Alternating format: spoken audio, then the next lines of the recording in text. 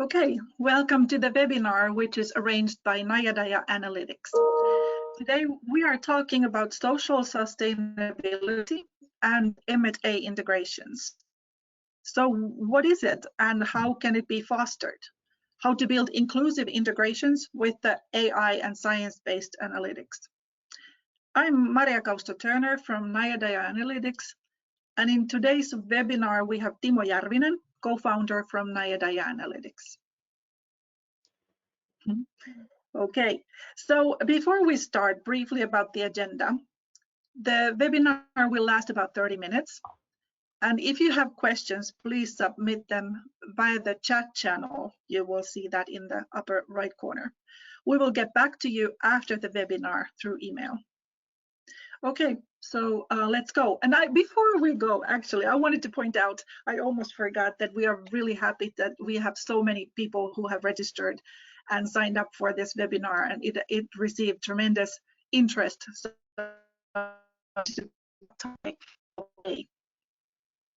go ahead, Timo.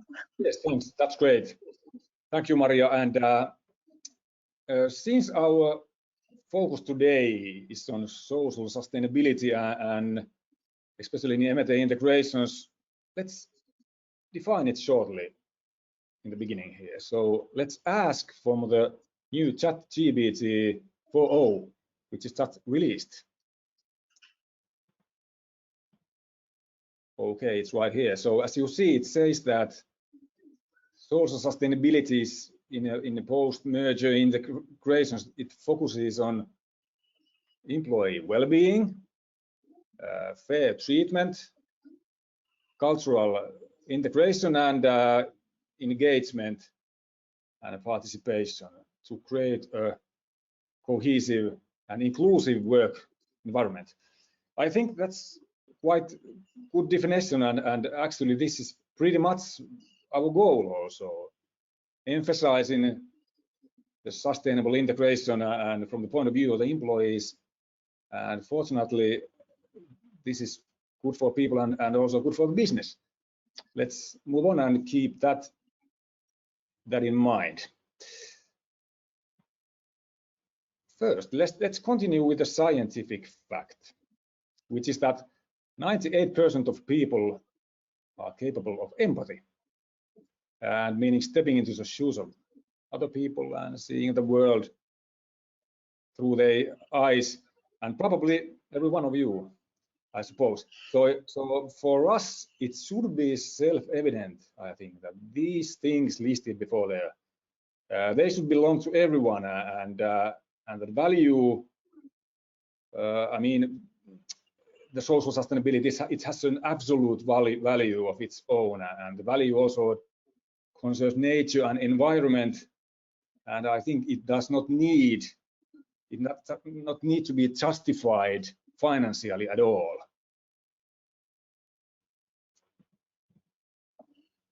But nowadays, it's more and more clear that sustainability also has a high value for business.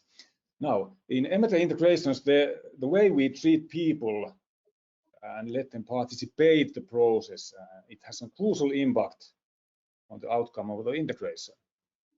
And the success of the integration, so it depends totally on employee behavior, and on the other hand, this behavior is strongly affected by social sustainability, the things we listed before there. So what kind of behavior are we talking about here? I mean, people may promote the change, they may become even change makers, or they may feel indifference, or to be in their comfort zone and to do nothing even, or they may lose productivity and leave the company in some kind of situations, or they may resist the change and slow it down. So all these behavioral like patterns, they are possible there. So how should we connect the dots here? I mean, what's the connection between sustainability and employee behavior and integrations? I mean, a dynamic, living kind of connection, something you can't capture with a playbook or some list of instructions. how to combine and maximize the absolute value and the business value of social sustainability, especially in these M&A integrations.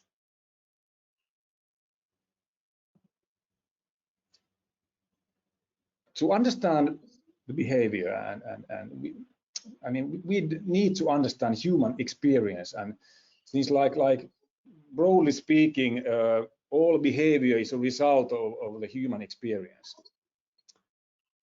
Now, to understand employee behavior in M&A integrations, we need to understand employee experiences during those integrations. And in this context, we may call them like sustainability experiences in the context of those things we listed before there.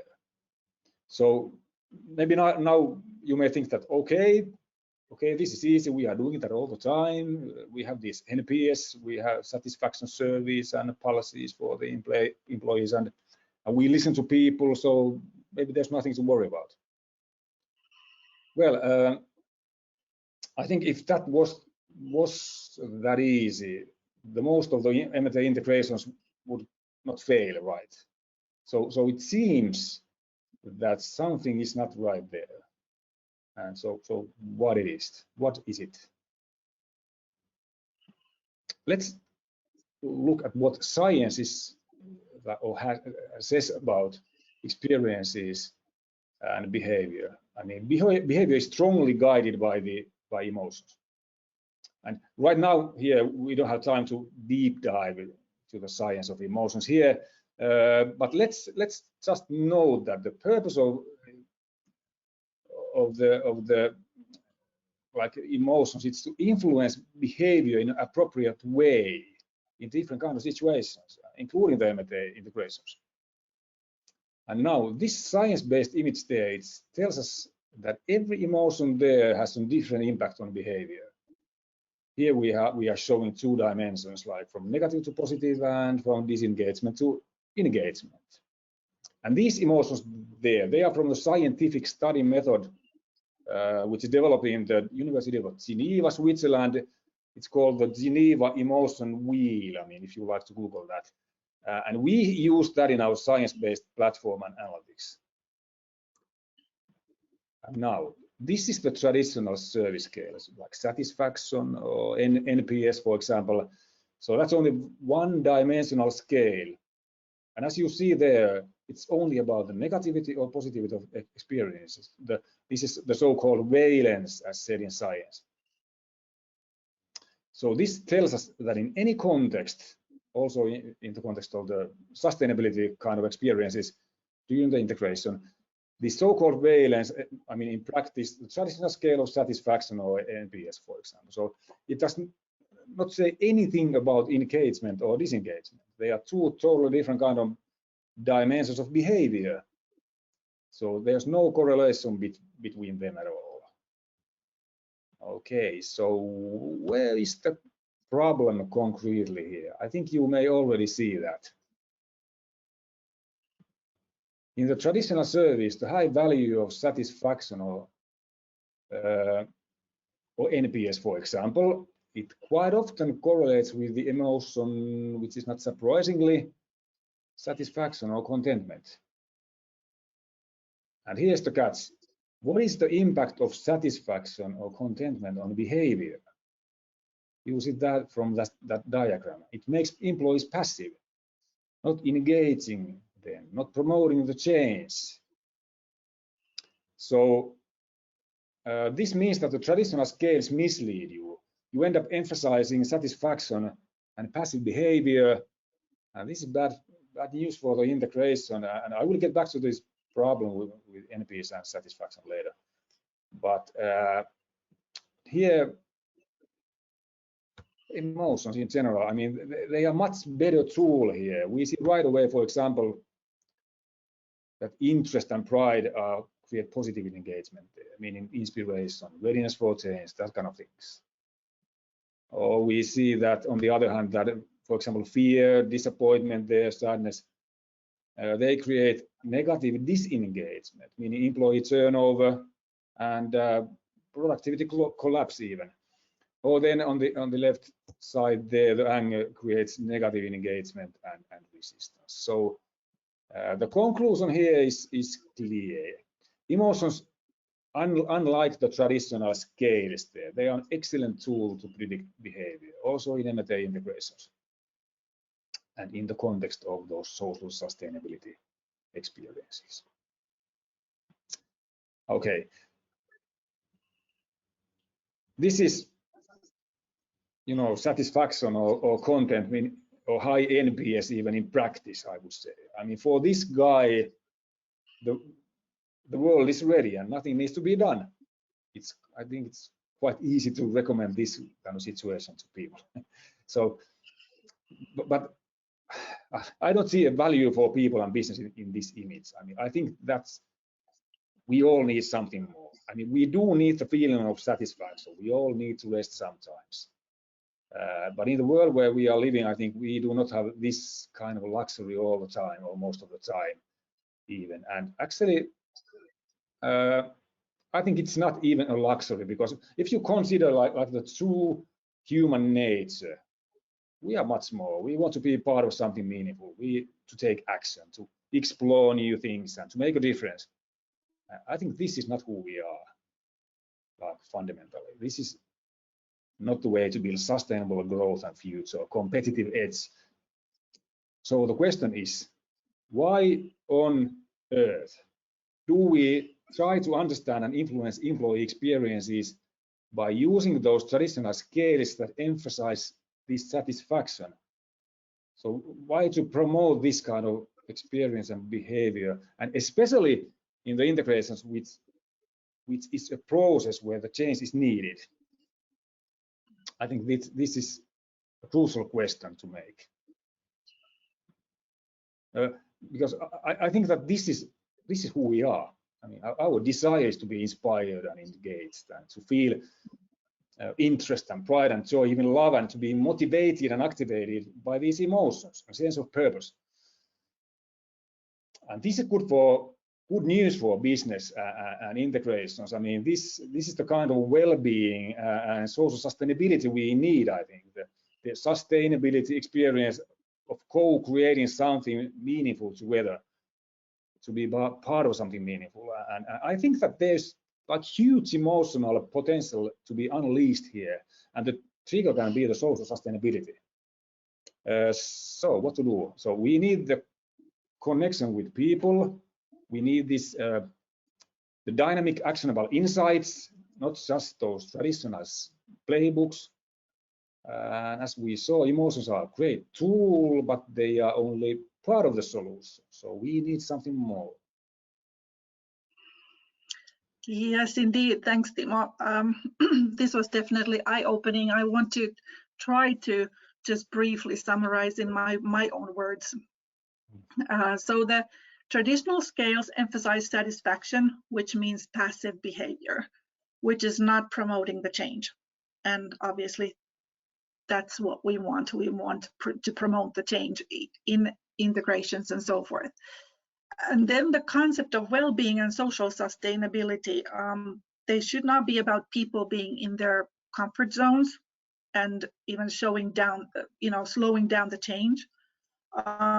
It should be about potential in people, that we should really explore that's who we really are, the explorers. I think that's a good word.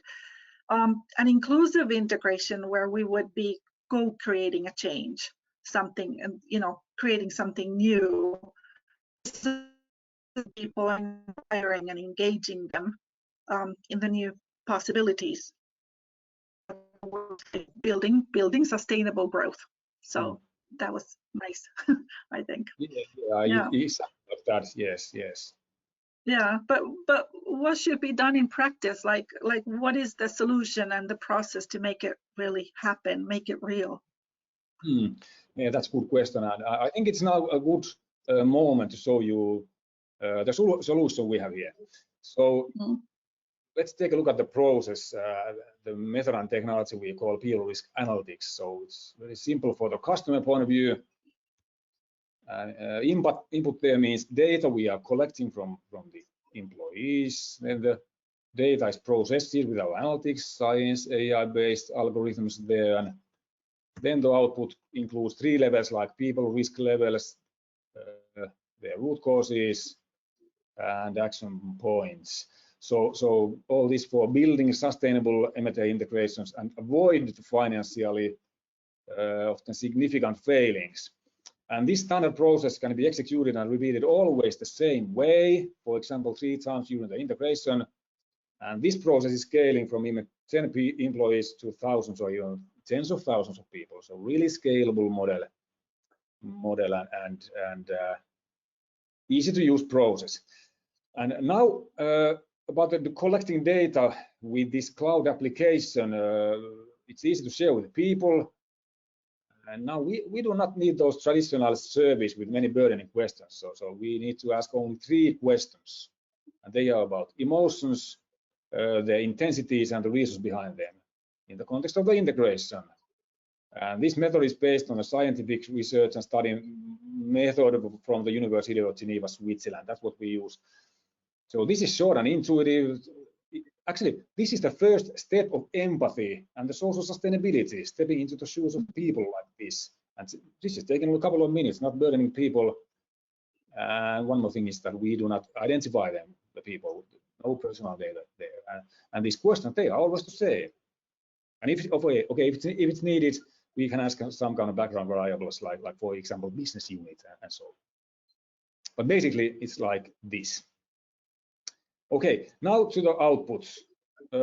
On the left, this first one there, that's a risk level indicator, a number between 0 to 100. And we calculate that with our science-based algorithm, and it predicts behavior in 3 dimensions, like from positive and negative, from engagement to disengagement, and thirdly, the pro-social behavior.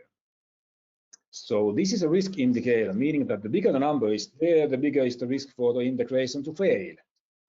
And on the other hand, the smaller is the number, the higher is the absolute and the business value also of social sustainability there. So the higher the probability for success.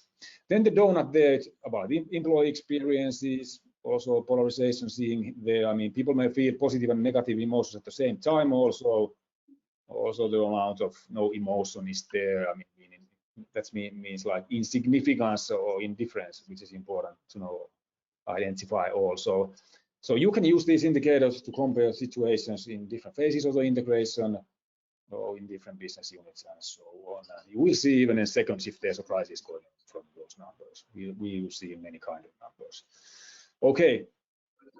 Then the second output, the root cause analytics, as we say it. So this is a snapshot about concrete things behind emotions and behavior. And the sizes of those bubbles indicate their relevance or significance to people, and their location is about predicting the behavior. So these bubbles, they are different in each case. These are just examples. We don't know beforehand what they are, but those quadrants there, they visualize like what are the things behind the retention, motivation, productivity, readiness for change, successful integration in general up there. Or what makes people passive? What are the root causes of the satisfaction actually? Then on the left down there, you know, the things causing employee turnover, productivity loss, also the suffering most times there. And then what are the things behind the resistance, which is not good for the change either, of course. So this snapshot can be compared in different phases of the integration or different business units also. I mean, we see many kind of situations, like sometimes only green bubbles up there, sometimes only red bubbles, usually both, and often like moving and sometimes even changing color during the integration process. Okay, and actually now coming back to the failings of the traditional NPS and that satisfaction surveys, just a couple of words here, because this root cause analytics there, it's something you are not able to get through those traditional surveys. I mean, they only report usually the responses, like not giving you these actionable insights. And now going to the actions, more to the actions here, action points and recommendations. I mean, we have a list of risk factors there, threatening the integration, also protectors, things that secure the integration against people risks, and also building the social sustainability there. And then below them you see action recommendations. They are based on the case-by-case result and the situation, so even on the phase of the integration. So it's a dynamic system. So all in all, by asking all those 3 questions, you will get the people risk levels and the root causes, the lists of risks and protectors and action recommendations. And the goal here is to, it's avoid the people risk and the integration failures, and also to build high value for people and business through social sustainability. So this is how you involve employees in the process, build empathy, predict behavior, understand what is significant to people, identify and tackle the pain points and the risks, and point out and strengthen those sources of inspiration and motivation and so on. So this is how you pay attention to people and build sustainable and successful integration and growth. So, and to do this, you do not need to know anything about emotions or science. I mean, this is easy to use. Concrete, actionable insights helping you to succeed. Okay, now a couple of words about the analytics itself behind this method and technology, which is also patent pending now. So behind these outputs and inputs, you already saw there's this sophisticated analytics. So, and where the first level is the emotion and behavior intelligence. That's benefiting especially from science and AI. Then the second level there is about setting goals. As you see, the third level there, it's a multi-dimensional framework to identify the right kind of actions. And based on the science also and the process intelligence, actually Deloitte here in Finland has been helping us to build that layer there, thanks to them also. Then the fourth level is the generative AI. I mean, with AI we analyze all these 3 lower levels and also external information about integration, and this is how we get to the 5th level, to the action points and recommendation. And through all this you will get these outputs. So to summarize this, to get those outputs by asking only those 3 questions, you need this deep analytics with science and AI. All this under the surface there, so you can focus on the results. Okay, getting back to where we started here, so to the absolute and the business value of social sustainability in M&A integrations. So what we have seen here, it's about looking at the integration through the eyes of people, stepping into the shoes of employees, building value to them, together with them, and sustainable growth. And when AI is used here, I think it should be said that it needs to be done ethically. I mean, this is what we promise. I mean, even if the clear goal here is to mitigate those risks and financial losses and M&A failings, it's deeply about being kind to people on the planet.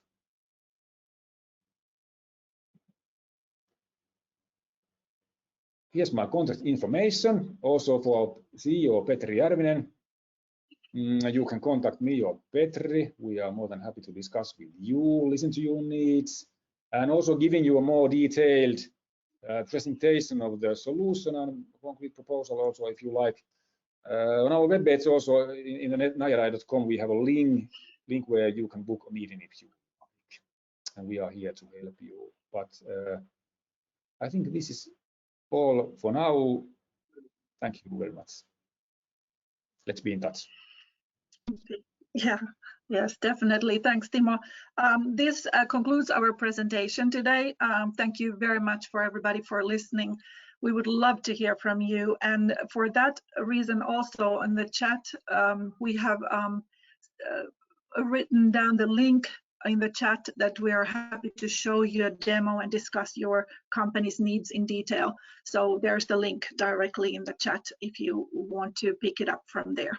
But from my part as well, we want to thank you from the sunny and very warm Finland today. And thank you very much, and bye-bye. Bye-bye.